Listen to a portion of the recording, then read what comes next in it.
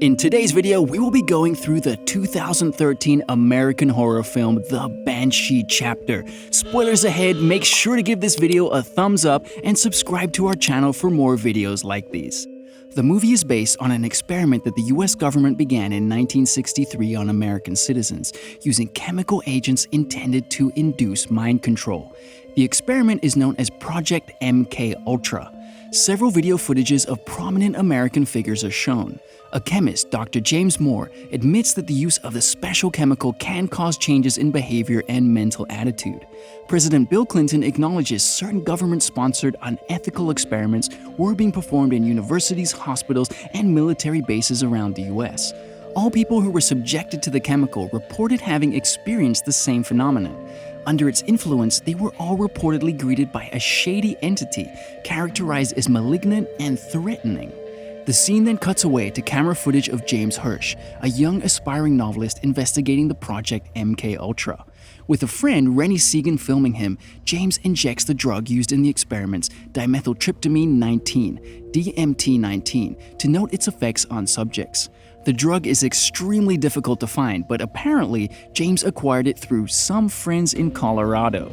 Soon, bizarre music and voices begin to be intercepted on a nearby radio. James becomes extremely anxious, announcing that something is coming towards the house and that it wants to wear them.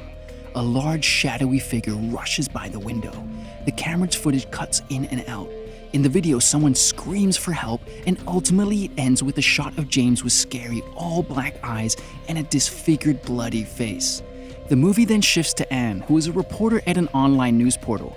She attended college with James. They were inseparable in college. After graduation, they had only been in touch with each other through occasional emails. She is concerned about her pal's mysterious disappearance. Police suspected that James's friend Rennie had murdered him but couldn't charge him with any crime without a body. Rennie then also mysteriously disappeared a few days after he was questioned by the police.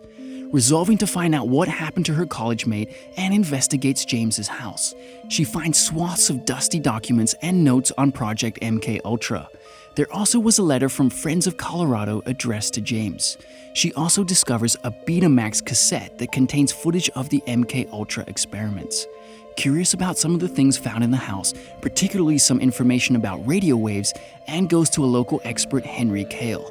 Henry identifies the radio noise from James's video and ascribes it to a known number station. Number stations are shortwave radio stations of unidentified origin that produce artificially generated voices. Using a young female voice, they read out streams of numbers, words, letters, backward music, or encrypted codes. She learns that the bizarre radio broadcast can only be tuned into at a certain time of the night in the Black Rock Desert. It is called the Lonely Traveler Station. James's cabin is not far from the station. Anne asks Henry questions about his past employment as a codebreaker for the National Security Agency, starting in 1963, coincidentally the same year when the Project MK Ultra began and ending in 1979. Henry is not pleased when Anne questions his history with the NSA. Anne then drives out into the desert after dark and is able to pick up the broadcast. As the signal gets stronger, she overhears noise coming from outside her vehicle. She steps out to check the source of noise when a monstrous form appears from the darkness. She flees in fear. Anne discovers that a mention of friends in Colorado in James's notes is related to the counterculture writer Thomas Blackburn. Thomas has a book by the same name, and he signs his letters by the same phrase. He is known for his use of drugs and unpredictable behavior. Anne tries to contact him by phone, but is angrily rebuffed when she mentions Project MK Ultra. Anne then goes to the Betamax cassette retrieved from James's home.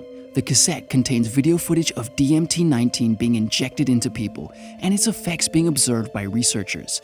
It also shows that researchers were extracting DMT-19 from the pineal gland of a female corpse, dubbed the primary source.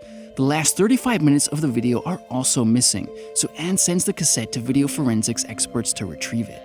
Anne travels to Blackburn's hometown. She ambushes him at the pub he often visits. She lies about her identity to gain his confidence, and he invites her over to his home for an unforgettable experiment. Anne agrees and goes to his place, where he introduces her to his friend Callie. Callie has a PhD in organic chemistry and makes the DMT-19 which they all plan to take. Anne covertly throws the dose that she was supposed to consume. However, Thomas sees through her ruse and tricks her into taking DMT-19. The night quickly sours as Anne is angry at the deception. Callie begins exhibiting the same behaviors that James did earlier in the film. She starts hearing voices and can feel someone approaching towards them. As Anne tries to console Callie, she too hears some of the bizarre music played by the Phantom Station and goes to investigate, only to be attacked by a strange entity. Callie suddenly exhibits the same black eyes and disfigurement as James did and vomits blood onto the floor. An indeterminate time later, Anne and Thomas awaken to find Callie missing. Sensing that they are no longer safe at Thomas's home, they immediately take his car and bolt. It is revealed that in addition to the base chemical compound, scientists were also adding harvested material from the pineal gland of a female corpse, dubbed the primary source, into their test subjects. The subject had a more severe response when administered with the enhanced DMT-19. In the car, Anne asks Thomas how Callie got the chemical formula of DMT. Thomas doesn't know how. Anne then insists that they must go to Callie's house to get to the bottom of it. Thomas agrees. While on their way there, Anne gets spooked by an apparition in the rearview mirror and the sight of a bleeding Thomas in the back seat, seemingly being overtaken by the entity momentarily. Thomas eventually comes back to his senses and they continue their journey to Callie's house. Thomas suspects that the DMT-19 doesn't cause hallucinations, but instead works as a radio antenna of sorts. It allows otherworldly entities to broadcast signals to the people on the drug and take over their bodies and minds. The more people take the drug, the more hosts are created for the entities to take over. The more it spreads. Going through Callie's basement laboratory, Annie comes across research on DMT and a map of the Black Rock Desert with Chamber 5 circled. She also finds a recording of the broadcast from the desert on her laptop. Charlie had jotted down the exact code from the broadcast on a chalkboard and deciphered it. The deciphered code was the formula of DMT. It becomes evident that the combination of streams of numbers and words transmitted by the entities were, in fact, the drug's chemical formula. The US government never came up with DMT. It too perhaps intercepted the similar signals from the otherworldly entities. The government then may have used its arsenal of intelligent codebreakers like Henry Cale to decipher the signals and recreated the drug.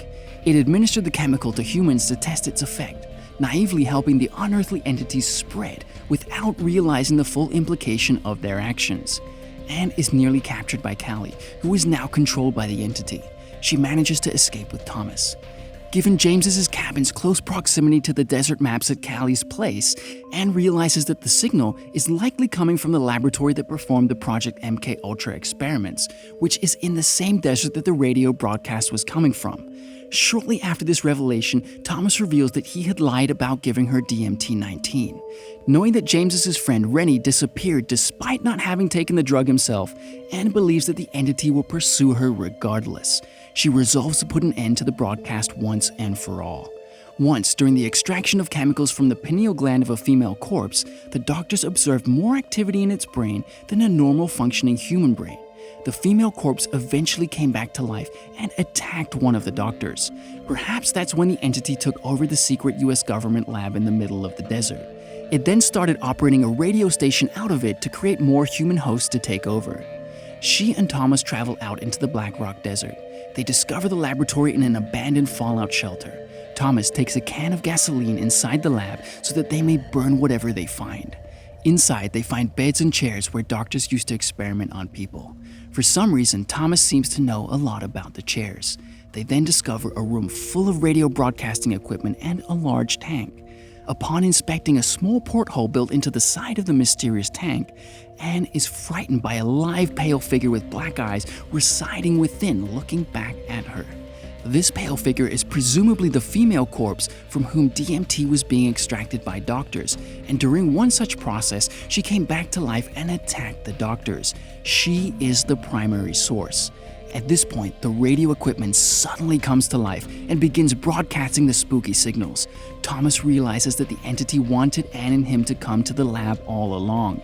Anne looks for the gasoline Thomas brought with him in the corridor, but is instead greeted by a deformed figure in the dark. Thomas pulls Anne inside the broadcast room and locks them inside. However, soon the entity starts taking over Thomas. He begins to bleed from the eyes and convulse violently. Realizing that the entity might try to harm Anne using his body as a medium, he takes out his gun and shoots himself in the head. The deformed figure outside the room starts banging at the door. A frightened Anne hides in the locker inside the room. The figure eventually breaks in and finds Anne in the locker. Anne screams and bolts outside. It pleads with Anne to come back. She then finds the gasoline in the hall. As she proceeds to pick up the gasoline, she again gets spooked by the figure standing beside her. She runs to the broadcast room with the gasoline.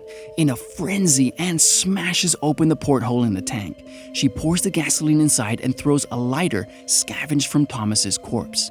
The resulting explosion knocks Anne unconscious. When she becomes conscious, she finds the clothing worn by her friend James before his disappearance lying outside in the hallway. She realizes that the creature chasing her had been James the whole time. The entity had taken over James's body and mind. Anne makes it out of the phantom radio station alive. She is eventually taken into custody by the police for questioning. One of her co-workers travels down to ensure that she is okay. She and Anne discuss the events that have happened so far, including the tape that Anne had discovered earlier in the movie. Part of the tape had been erased but had been retrieved by a video forensics company.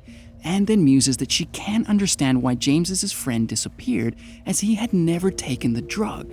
She begins to hear the phantom broadcast issuing from the room's intercom. She suddenly realizes that the effects of the drug can be passed along by human touch, as she still saw the creatures despite never having taken the drug. She then turns to discover that her coworker, whose hand she held moments before, has been taken over by the entities. The film then cuts to the recovered footage on the tape, which reveals that a college-aged Thomas Blackburn was one of the people who had taken part in Project MKUltra as a test subject. Thanks for watching. Make sure to like the video if you enjoyed it and subscribe to our channel to see more of these movie summaries.